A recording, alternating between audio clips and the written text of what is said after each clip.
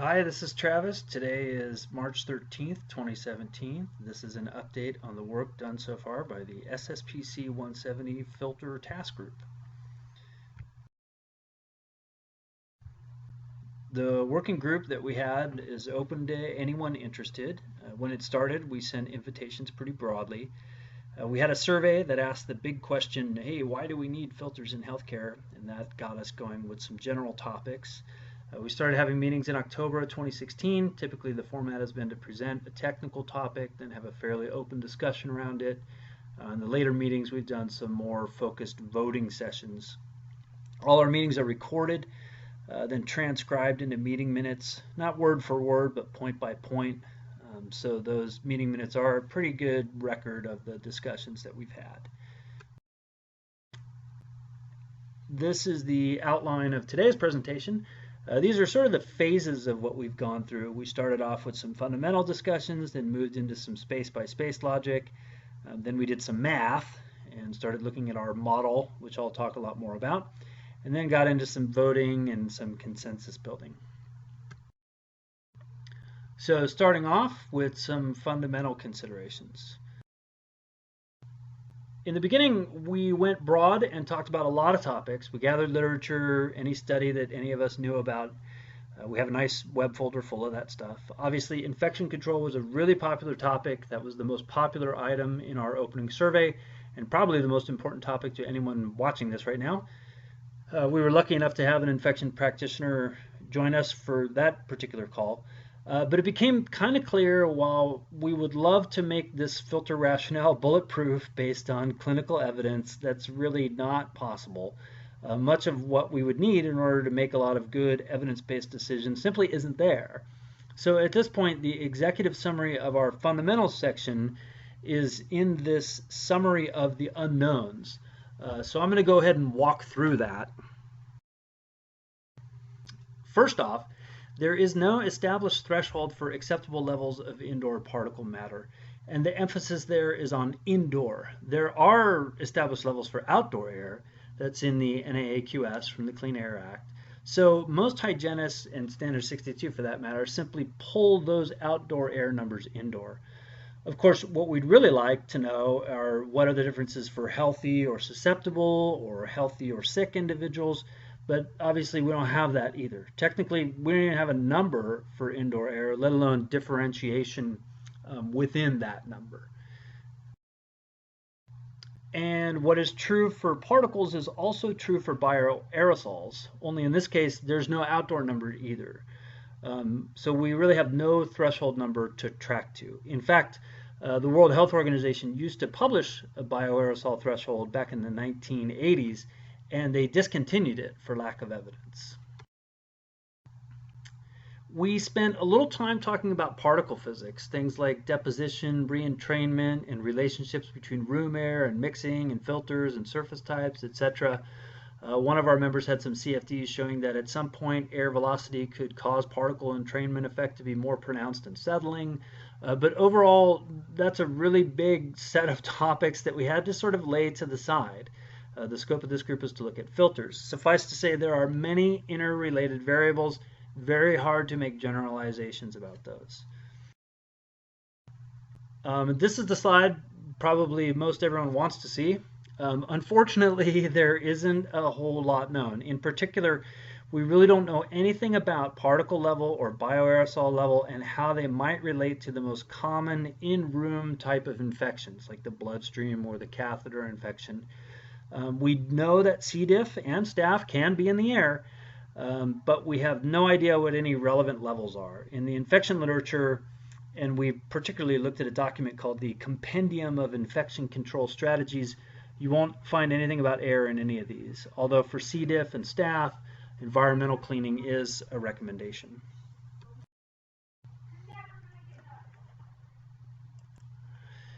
In operating rooms, internationally, everyone kind of agrees that clean air in operating rooms is a means to reduce the risk of surgical site infection. But even in this case, we really don't know how clean is clean or how clean is relevant.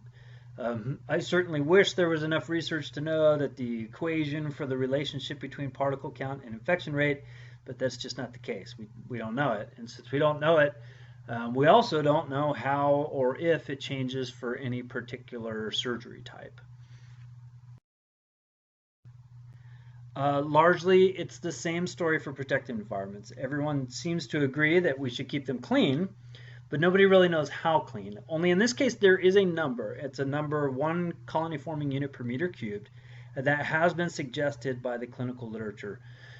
But even then, that is not really a tested or scientifically derived number. It's a recommendation that you can find in the clinical literature, not the HVAC literature.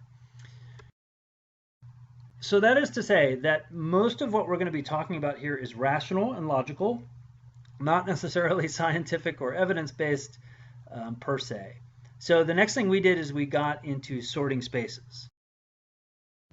And these are the lists we came up with. We came up with a couple of different lists of space divisions. We have a list for clean spaces, we have a list of exhausted spaces, and then a kind of the normal air cleanliness, and then different iterations of patient spaces. We spent a couple weeks talking about this, and we certainly could do more. We could divide up these spaces more than this, so I'm going to come back to this at the end. But we wanted to do some math. We wanted to do something to try to differentiate different configurations. So we built a model where we could look at the effects of different filter configurations. And that's what I'll talk about. What we did is we used a mass balance equation. You can find this particular equation in Standard 62, but it's really just a conservation of mass equation. The model that we did is in units of PM 2.5, because the one data point that we have is outdoor PM 2.5. The rest of the variables in this equation are CFMs of supply and return and outdoor air, and then that filter removal efficiency. And in order to run the model, you do need to assume an indoor particle generation rate. For the chart that I'm going to show you in a slide or two here, the generation rate we assumed is 0, which means that this model is showing an at-rest condition. We did do some iterations where we plugged in generation rates, and that shifts everything. But the data on generation rates is not all too good. There is some sources about humans generating particles that comes from the clean room literature, but nothing for more general cases. The filter removal numbers that we used in the model come from this table. This is an EPA study that was done a little while ago, and then it was recently featured in an ASHRAE journal, so we were kind of cognizant of it. So here's the model. And let me point out a bunch of things on this model. First off, the y-axis is a logarithm. A lot of IAQ things are logarithms. And in particular, the other logarithm that you probably know is the ISO 14644 clean room classes. You kind of see those on this chart. It says approximately ISO 8, approximately ISO 7. But I need to say that there is not really a conversion factor to get from PM 2.5 micrograms a cubic meter over to an ISO class. The correlation you see here is just a very, very rough converter based on order of magnitude with some assumptions in it. Okay, so let's talk about some of the points that are on this page. Some of the points up at the top here are outside air PM 2.5. These are real numbers. These come from historical data. And I want to point out in particular the Los Angeles number, LA, which is 15 micrograms a cubic meter. The reason I point that out is if you see the little double star down at the bottom of the chart, that is the number that we used for outdoor air for the rest of the modeled points. Then all these numbers in the bottom left come from literature or from other standards. The Gormley study is one that's coming out now that had 3 points down in operating rooms, in active operating rooms. Then we also have some numbers that come from international standards that have some points down there. Down at the very bottom, you'll see the point for a compounding hood area within a USP 797 pharmacy. And then all these points over here on the right, with the double star next to them, are the points that come from our model. So the first question you might ask is, hey, I only see points for 2 air changes per hour. What about 4 air changes per hour, 6 air changes per hour? And since it's just a spreadsheet, we can run all the scenarios in the world. But on a logarithm chart, we're looking for things that cause jumps. Changing filter efficiencies causes a jump. Going from 2 air changes to 15 or 20 air changes causes a jump. But going from 2 air changes to 4 air changes, not so much. On a log chart, those points are pretty much right on top of each other. So once we had this model, then we got into doing some voting on some proposed rationale. And most of the time what we were doing is we were putting the model up on the screen and then talking through these proposals. So here's the first proposal. I want to point to the bottom of the slide. You see scale of 1 to 5. We used a 5-point scale that we stole from this girl Julie at my work, so I call it the Julie scale. And the Julie scale goes 1 is I hate it, 2 is I'm okay with it, but I have some serious concerns. 3 is I'm okay with it, I have some concerns. 4 is it's not perfect, but I mostly like it. And 5 is that I like it. And we got a vote from everyone on the phone, so you can see where it says roll call vote. And then what we would do in the meeting is for anyone who voted 3 or less, we would talk through those concerns, make sure that we understood those concerns. So I'm just going to read these proposals that we voted on, and this is the first one. In a space where the primary ventilation concern is exhaust, we proposed that supply air filtration doesn't need to be specified per se. So transfer air would be okay. Natural ventilation would be okay, at least from a particle perspective, not solving all the other natural ventilation issues. And we had pretty darn good consensus on this one. Then we proposed that in any human-occupied space, we should meet the IAQ requirements of Standard 62, including filters on supply air. Now, Standard 62 does allow natural ventilation, so that allowance would carry over. Also, the filter levels in Standard 62 depend on outdoor air quality, so that would carry over too. And there are some equipment requirements around the filter section in 62, those would carry over. We had really strong agreement on this, right? A very, very high vote. So this kind of establishes a ground level baseline. Then we proposed that any patient space where the patient would stay for less than 2 hours, that we would use the same Standard 62 rules. No additional filters would be needed. Again, natural ventilation would be okay if 62 said it was okay. Filters would be outdoor air dependent. We specifically stated in this proposal that it would cover both the outpatient and the inpatient settings. So the setting is not the driver. But this proposal did exclude things like waiting rooms and procedure rooms. And we had pretty darn good consensus on this one. So then we proposed for inpatient spaces up to and including a med-surg tower patient room, but stopping short of an ICU, that the same 62 rules would apply, no additional filters. And the voting here is weaker.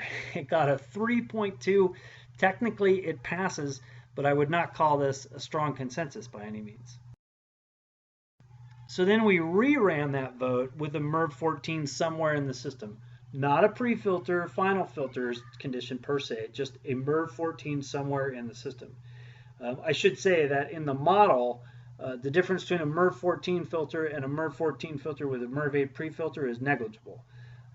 This proposal does have the caveat that if the standard would allow natural ventilation, you could still do that. This is not meant to exclude natural ventilation. And once we got all those caveats in there, then we got really strong agreement on this one. So then here's operating rooms. The proposal was that our design target for operating rooms should be in that ISO 6, ISO 7 ballpark.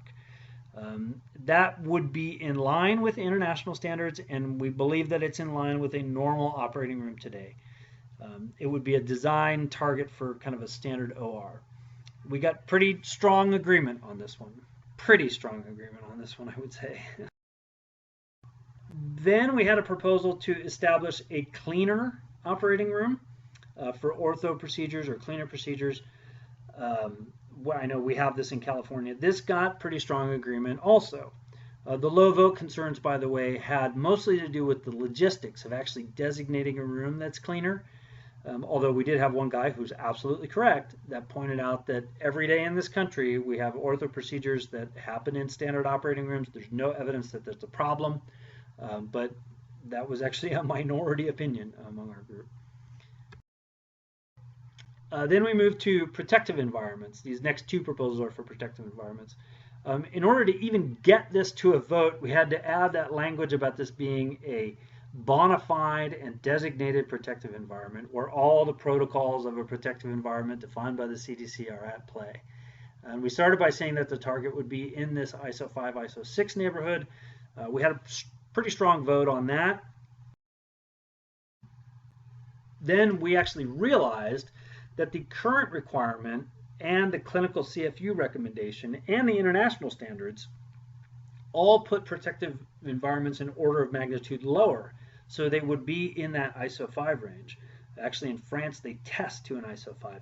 So we made that proposal, and our consensus voting went down, but still a pretty good vote, I would say.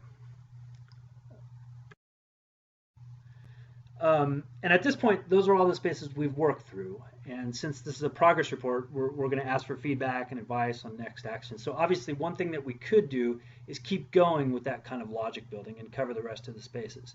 We could also double back and describe more spaces. On our last call, one member brought up, the potential differences between single bedrooms and shared rooms. So we could start defining more spaces. So that's one or two things we could do. We could complete spaces, define more spaces. We have talked a little bit about a performance alternative. So far, we've been thinking that we would use the model and the logic that we have so far to establish prescriptive requirements for filters the way that it's in the standard now. So a standard OR wouldn't necessarily need to show that it's meeting a certain particle count. It would just have prescriptive requirements in the standard that are intended to get it there. But we've had some interest and some discussion in the idea that, hey, if you can demonstrate that particle count, then you comply, regardless of what your filter bank is. That could open the door to alternative technologies or alternative arrangements in the future. Continuous particle sensing is not right now economically feasible in many spaces or all spaces, but that is very likely to change in the next decade. It's made a lot of progress in the last decade. So that's an area, that's another area that we could develop this. If you're watching this video, we want your feedback, that's for sure. We have not started to put this into code language. We want to get some feedback on the ideas first. Once it gets developed into code language, we actually know from our initial survey what some of the public comments are likely to be. So we are drafting a rationale document that goes along with this work group, and that rationale document could really be organized essentially in preparation for some of those questions that are likely coming. That is the end of this show. Thanks for watching, and have a good day.